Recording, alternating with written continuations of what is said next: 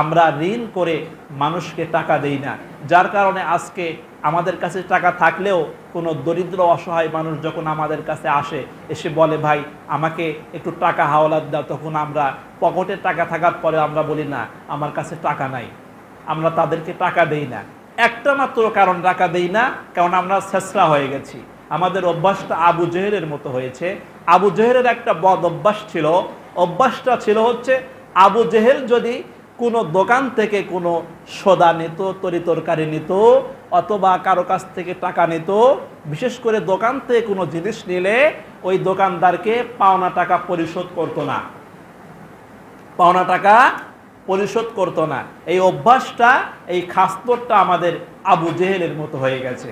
আমরা বেশিরভাগ ক্ষেত্রেই হয়তো দেখা যাচ্ছে দোকান থেকে দীর্ঘদিন একটা দোকান থেকে আমরা বাকি খেয়েছি, এখন হাল খাতার সময় এসেছে, হাল খাতার দিনে তাকে টাকাও দেই না, টাকা পরিশোধ করেও দেই না।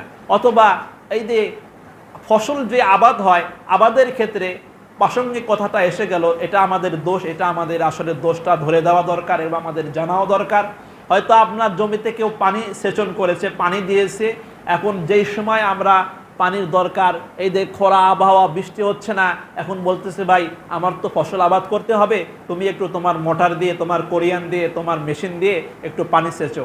পানি যখন সেচন করে এরপরে যখন ধান ফসল ফলায় তারপরেও টাকা দেয় না।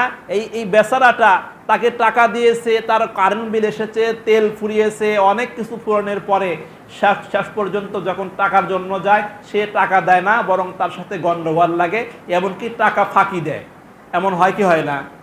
এটা হয় কি হয় না? এই নেশারটা, এই স্বভাবটা আবু জেহেলের স্বভাবের মতো আমাদের হয়ে গেছে। আল্লাহ পাক রব্বুল আলামিন আমাদের সবাইকে এই নেশার থেকে, এই বদ অভ্যাস থেকে, এই কু অভ্যাস থেকে আমাদেরকে অব্যাহত দান করুন, আমরা যাতে সঠিকভাবে মানুষের সাথে লেনদেন করতে পারি।